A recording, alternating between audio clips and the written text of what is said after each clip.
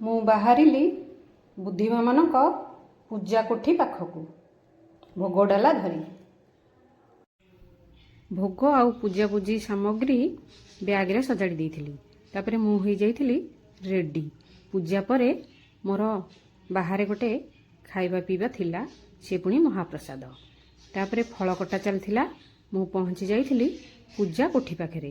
ମାଉସୀ ସବୁ ରେଡ଼ି କରିଦେଇଥିଲେ।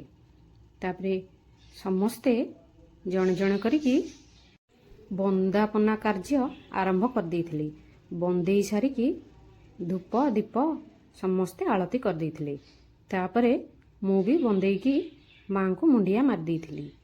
ଭଳିକି ଭଳି ଭୋଗ ଥାଳି ଆଉ ହୁଳହୁଳି ଶଙ୍ଖର ଶବ୍ଦ, ପରିବେଶଟା ପୁରା ଆନନ୍ଦମୟ ହେଇଯାଉଥିଲା।